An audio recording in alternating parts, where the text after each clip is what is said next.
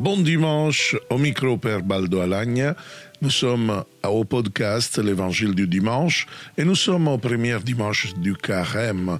Et pour cette première dimanche de ce temps pascal, de ce temps qui va nous préparer au mystère pascal, justement nous avons l'Évangile de Marc dans cette année B, premier chapitre, versets de 12 à 15.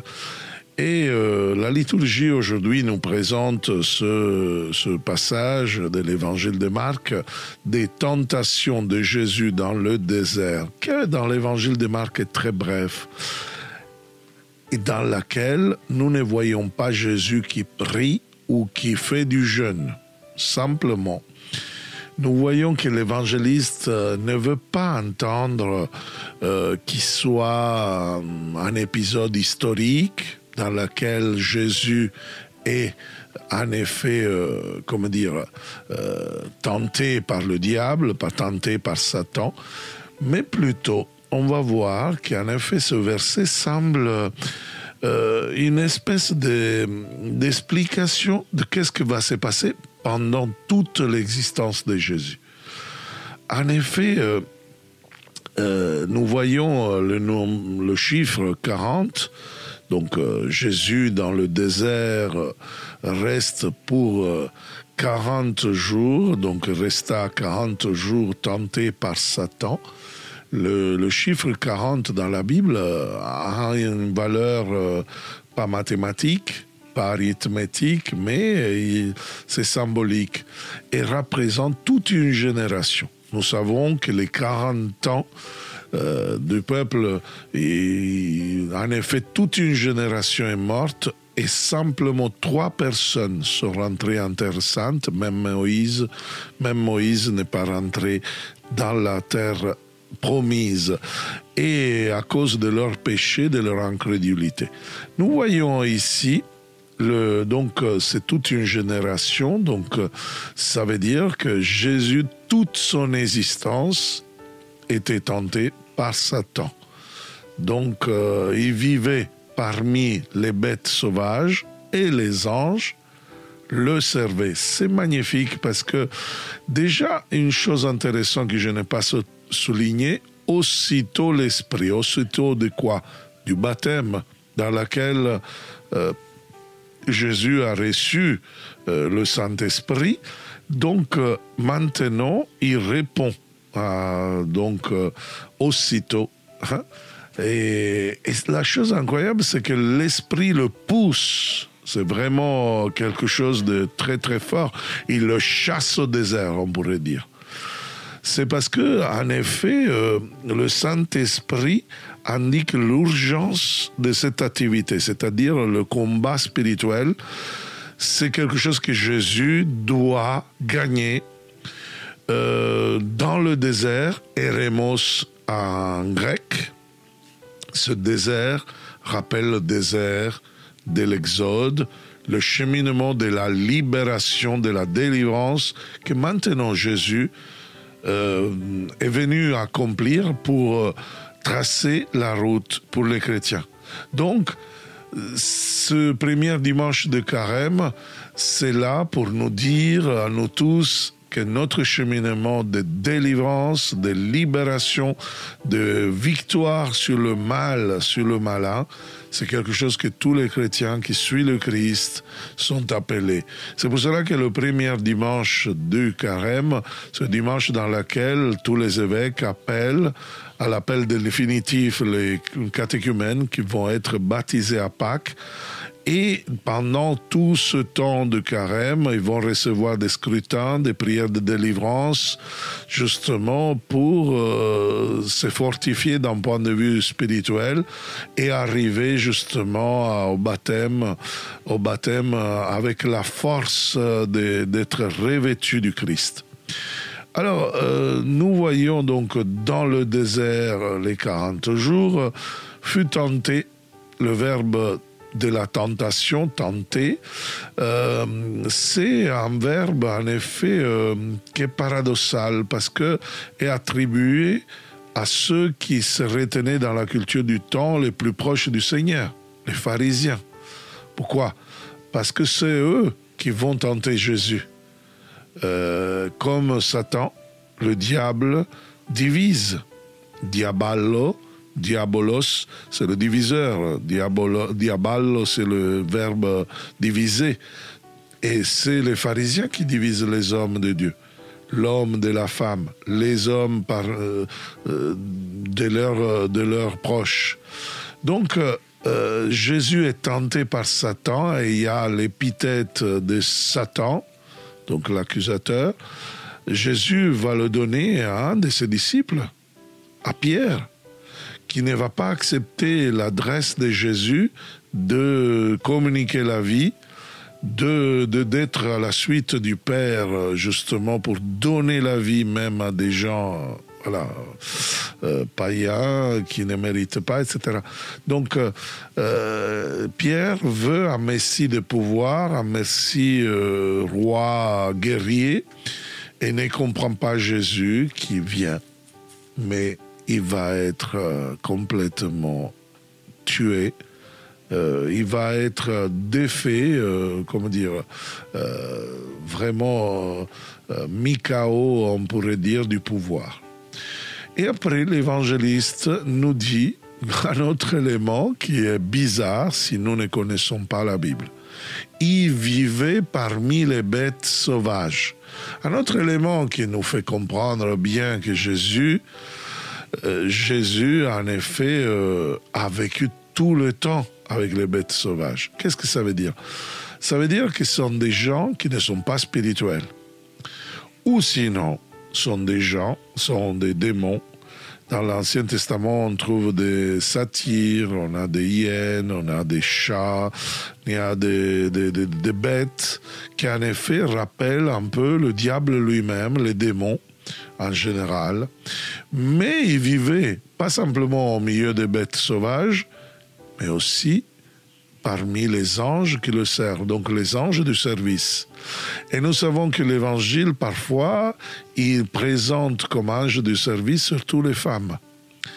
Il y a les hommes, les Boanerges, Pierre et tous les autres qui discutent sur celui qui est le premier, le plus important, le chef. Et après, il y a des femmes qui le servent, qui l'aiment, sans trop dire les choses. C'est exactement comme les anges qui servent Dieu. Donc, il est en train de dire dans ce verset, justement, que la condition du désert, la condition de l'Eremos, c'est vraiment les 40 jours, c'est vraiment toute la vie, toute l'existence de Jésus, tenté par Satan, mais ça veut dire que Satan parfois peut être aussi des collaborateurs, peut être aussi des disciples.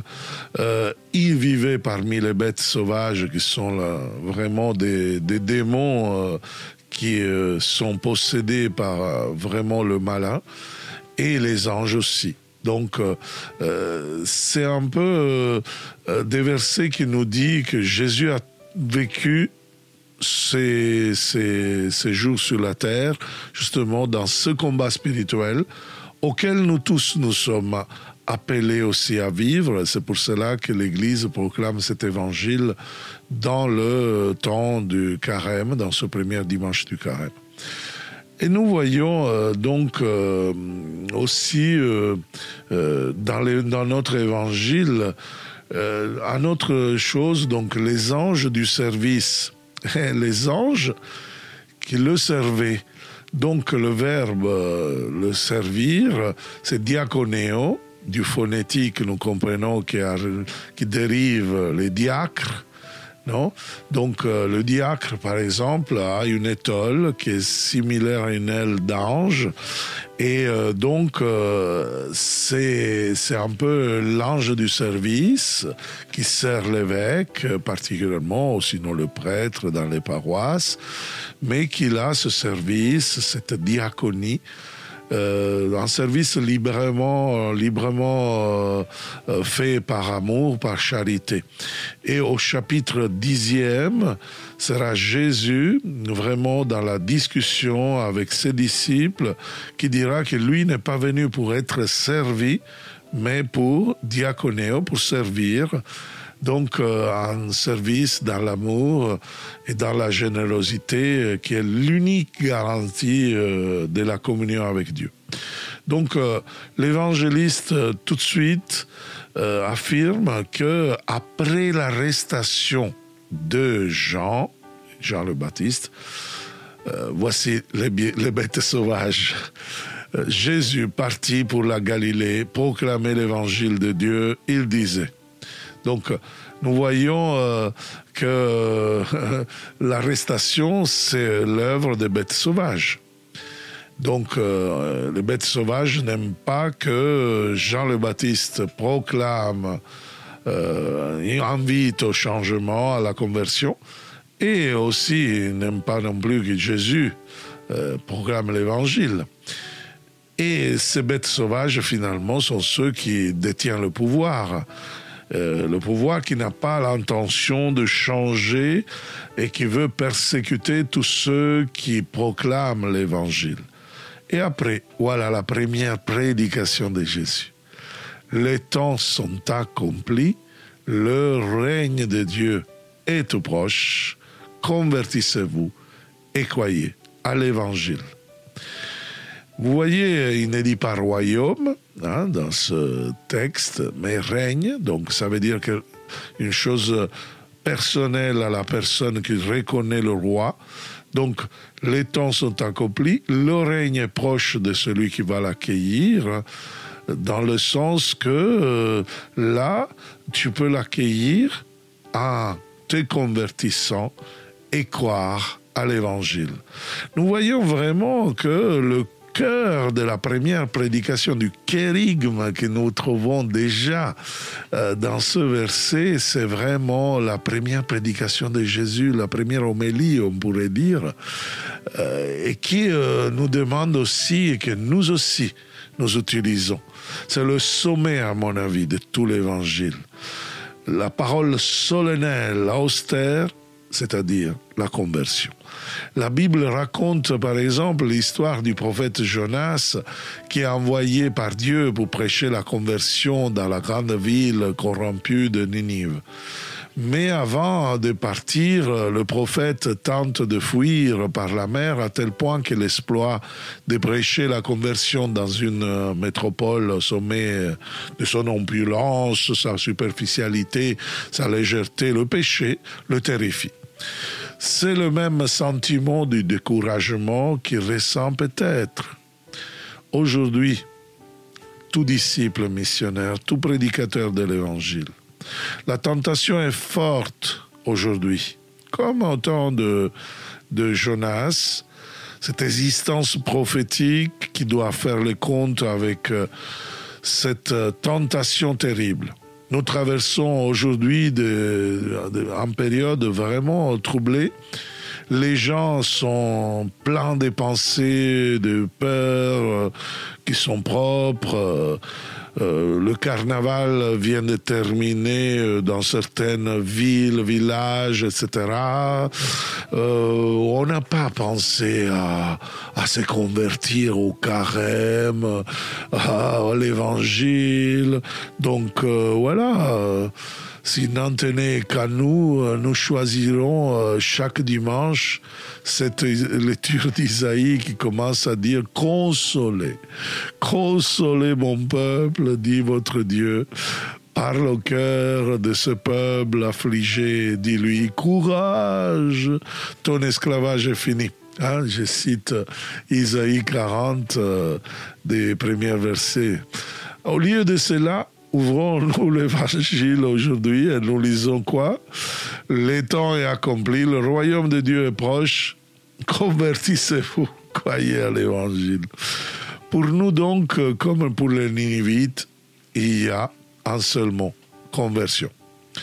Nous devons nous résigner à écouter périodiquement cette parole tous les premiers dimanches du carême, tout le long le carême, parce que justement, c'est un peu, nous voulons profiter de l'occasion pour aller à fond, au fond des choses, et voir ce que signifie réellement cette parole par laquelle Jésus a commencé à prêcher, à parler aux hommes. Derrière ce mot français, conversion, il y a presque toujours dans le Nouveau Testament un mot grec. Le mot grec, c'est métanoïa. Métanoïa, et c'est un mot on pourrait le traduire littéralement, révolution mentale ou spirituelle, selon les différences. C'est-à-dire, méta, c'est une préposition qui indique l'inversion de mouvement, changer complètement de direction. Après, le nous noia, c'est vraiment l'esprit, le mental.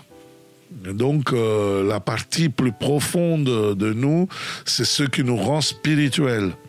Donc, l'Évangile connaît aussi et prêche une révolution. Mais quelle révolution? Attention bien. Hein? Aujourd'hui, on parle beaucoup de révolution. Là, on a vu les agriculteurs faire la révolution. On a vu les gilets jaunes.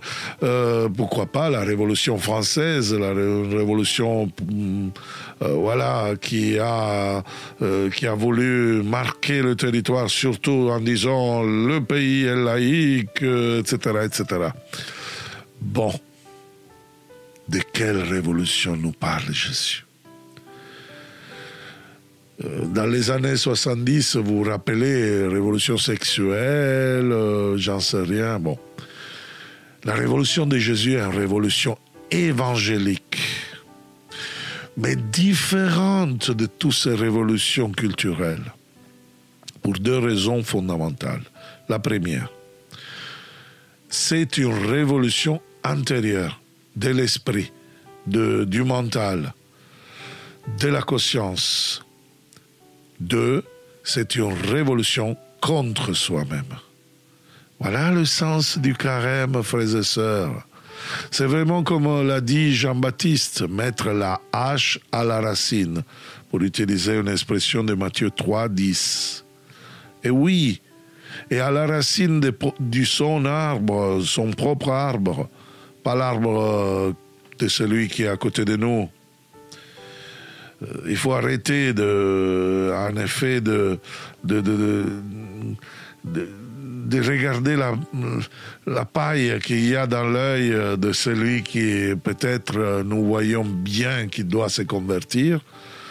Et nous, on ne se convertit pas avec notre poutre dans l'œil. Et voilà, frères et sœurs. Dans l'Évangile, Jésus nous a dit quelles sont les mauvaises intentions: fornication, vol, meurtre, adultère, convoitise, méchanceté, tromperie. C'est ça qu'il nous dit Jésus, Marc 7, 21. Saint Jacques va encore plus loin. Il nous dit: d'où viennent les guerres et les querelles? Qui sont au milieu de nous? Ne viennent-elles pas de vos passions qui se battent, que vous battez, que vous comment dire, comment traduire en français du grec, qui nous combattons, voilà, contre nos membres. Donc c'est Jacques au chapitre 4, verset 1 et suivant. Toute révolution qui ne part pas d'ici, c'est-à-dire de ces deux types de révolution antérieure de l'esprit et révolution contre soi-même, ne vise pas qu'à démolir, qu'à détruire. C'est une pseudo-révolution, guillotine, des choses. Il va te laisser avec l'amertume, il va détruire, il laisse les choses ou les faits revenir bientôt au point où elles étaient auparavant. C'est un battement d'eau, c'est un combat, comme Don Quichotte peut-être contre les moulins à vent.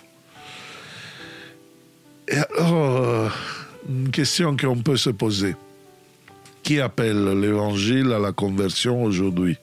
Ça me semble très très intéressant comme le livre de Ernest Hemingway. Pour qui sonne le glas? C'est tellement évident. C'est nous, les chrétiens. C'est nous qui devons nous convertir, c'est nous-mêmes. Le jugement doit commencer par la maison de Dieu, comme dirait Pierre.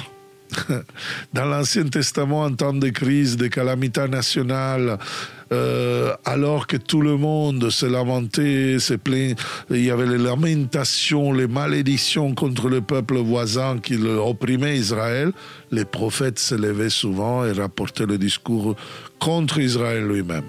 C'est toi, disait-il, que tu as péché. C'est toi qui dois te convertir. C'est toi. C'est toi. Et il exhortait, reviens au Seigneur Israël de tout ton cœur, par le jeûne, le pleur, par des actes concrets. Qui sait peut-être, dit Joël 2, 12 suivant, qui sait peut-être s'il changera, s'il se calmera et nous rendra la bénédiction. Vous voyez, aujourd'hui, parfois, nous sommes pleins de... Nous nous plaignons. Nous sommes dans une critique incroyable. Même dans l'Église, on a toujours des trucs à dire aux autres qui ne vont pas. Ou sinon, on est vraiment dans une espèce d'abandon parce qu'il y a les partis. Moi, je suis tradit, progressiste, celui, cela. Arrêtons, frères et sœurs. Et vraiment, convertissons-nous. Le prophète Baruch, chapitre 2, verset 6, disait « À l'Éternel notre Dieu et la justice, à nous le déshonneur sur nos visages ». C'est ça l'expression typique de Baruch qui dit vraiment on a sur notre visage le déshonneur. C'est vraiment la honte. Parce que nous avons offensé Dieu éternel, le Seigneur Tout-Puissant, et nous avons désobéi. Chacun de nous a suivi les inclinations mauvaises de son cœur. Déjà à l'époque de Jésus, tout le monde s'attendait à ce que le Messie soit un guerrier qui puisse attaquer les païens. Mais qu'est-ce qu'il va dire Jésus? Il va appeler à la conversion qui? Les brebis perdues d'Israël.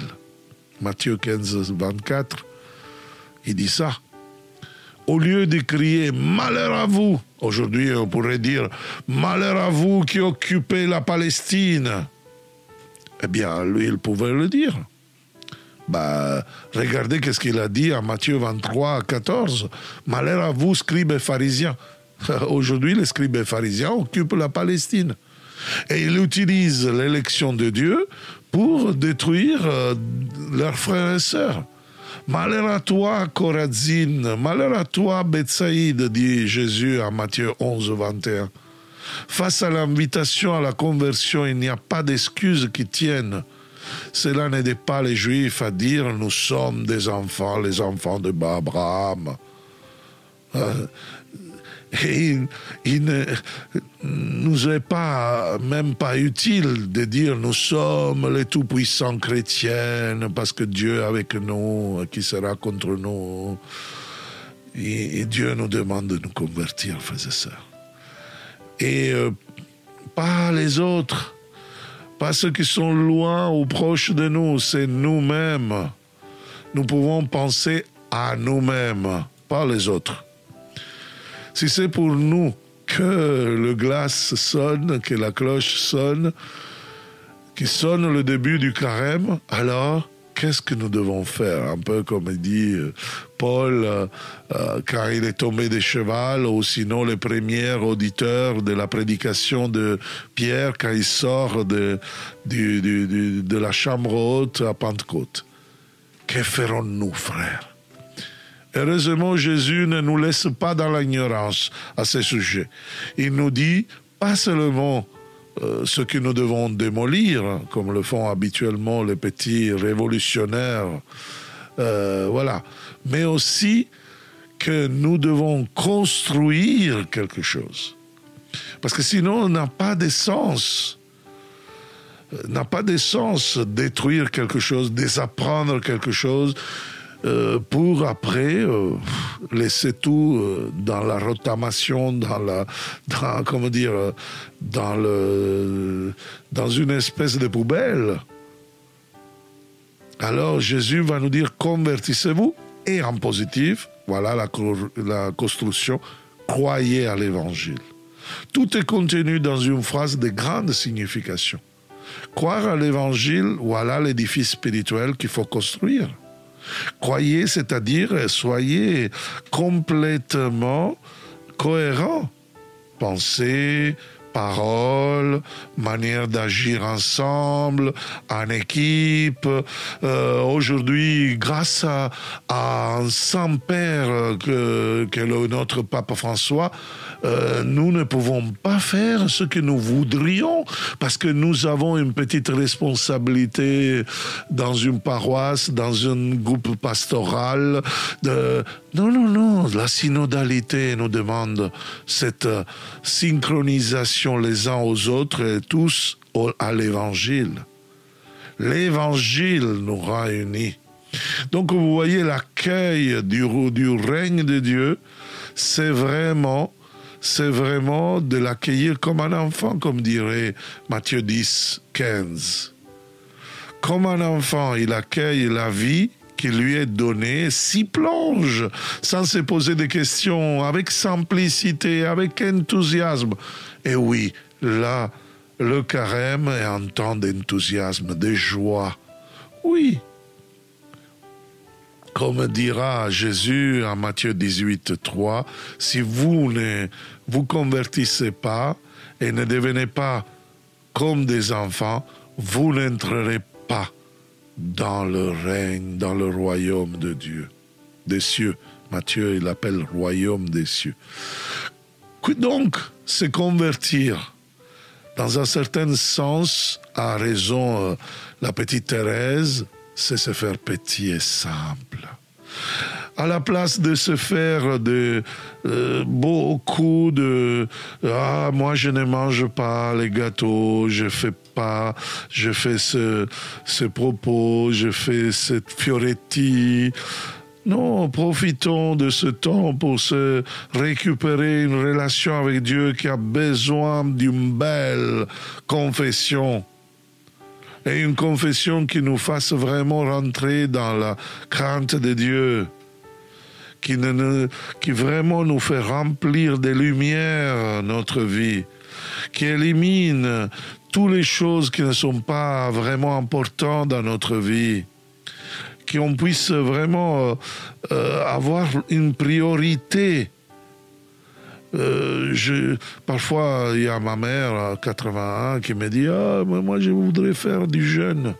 Et je lui dis « Mais tu fais déjà beaucoup de sacrifices, tu t'es éloigné de ta terre, tu es en train de vivre des choses compliquées à cause des maladies, à cause de cela. Pourquoi tu ne l'acceptes pas comme vraiment une manière pour renoncer à une volonté propre et pouvoir te plonger dans l'abandon au Seigneur. Ça, c'est une possible manière d'offrir un sacrifice de soi odeur à Dieu. Ouvrir le cœur aux autres. Pendant le carême, déplacer l'attention sur Dieu. Ah, moi, je prie Dieu, Seigneur, Seigneur, Seigneur. Bon. C'est très bien, mais si moi je commence à voir Dieu, à voir le Seigneur dans les personnes qui ont besoin, de commencer à dire des mots magiques, comme dit le pape, merci, pardon, s'il te plaît, etc., à gentillesse, à soigner la qualité de nos relations, à donner du temps, à devenir proche de notre prochain. Et donc là, offrir notre aide, notre charité, même le sourire parfois, l'encouragement. Alors là, vraiment, ça peut être vraiment un carême merveilleux. il faut chercher peut-être le désert, il faut trouver pas une quantité de temps, mais une qualité de temps avec Dieu pour méditer, pour une retraite. Par exemple, je peux vous dire, si vous voulez, je vous propose 23, 24, 25 de février, nous avons à MSCOM, bon, nous sommes en Sicile. Si vous voulez venir en Sicile, il faut prendre un avion jusqu'à Palerme et après on descend jusqu'à Agrigento où on est, donc dans le sud. Si vous voulez, contactez-nous et on va s'organiser. Mais vous pouvez le suivre de votre maison, vous vous coupez, vous fermez le téléphone, vous allumez l'ordinateur, vous nous suivez par Zoom. C'est une façon de faire devenir votre lieu d'habitation en Eremos, en désert.